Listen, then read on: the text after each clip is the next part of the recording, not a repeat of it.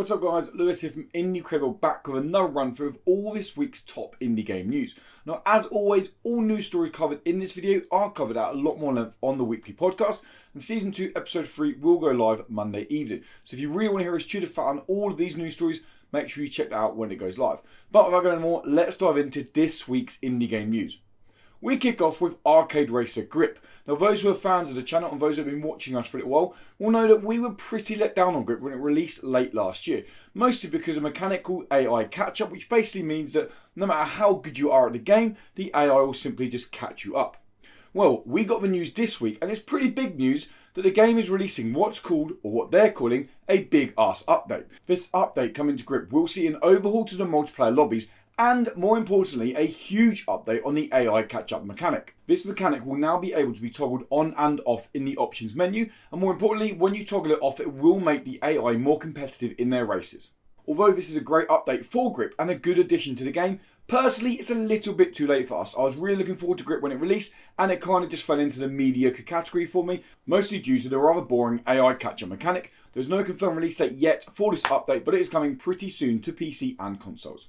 Next, we move our attention to Ape Out, the kind of Hotline Miami-ish top-down game where you play as an ape that can basically cause absolute havoc to humans as you're trying to escape a research facility.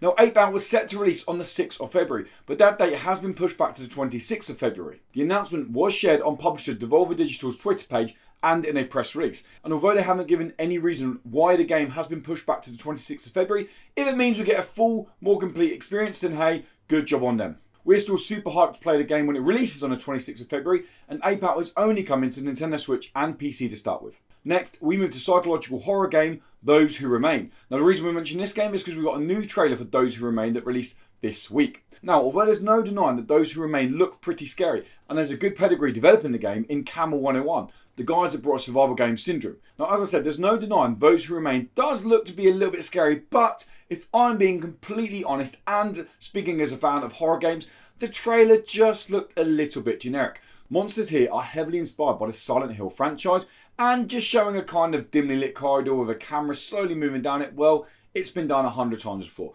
I hope that Those Who Remain really does manage to hit the psychological horror notes when it releases later this year on consoles and PC. Next, we move our attention to The King's Bird. Now, The King's Bird is a momentum-based platformer available now on PC, and it's coming to consoles on the 12th of February.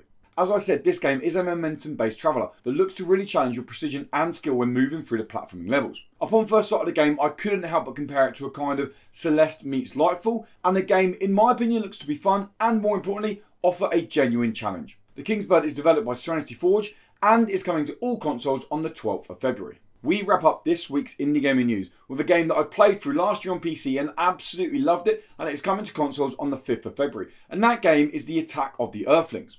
Attack of the Earthlings is an XCOM style turn-based strategy game with a slight twist, with the twist that you play as what we would see as the villains, the aliens, in this turn-based strategy game. The story is pretty simple. A huge oil corporation has gone onto an alien planet looking to drain the planet of its resources. The aliens aren't very happy, they get on board the ship and they're going to now wreak havoc to the humans to make them get off their planet.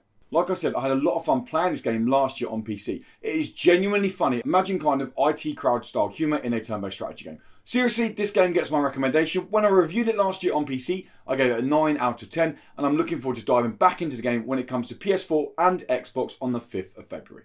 Well, that wraps up this week's indie game news, guys. As always, thank you so much for stopping by, and if you like these videos, why not give them a little like? If you like what we do at Incredible and want to keep up to date with more indie game content, including these news videos, weekly release videos, and a weekly indie game podcast, then why not subscribe to the channel? And hey, if you really like what we do, you can head over to patreon.com/Incredible or hit the link in the description below. Throw us $1 and you get exclusive pre and post show content on that weekly podcast, as well as a completely ad-free experience.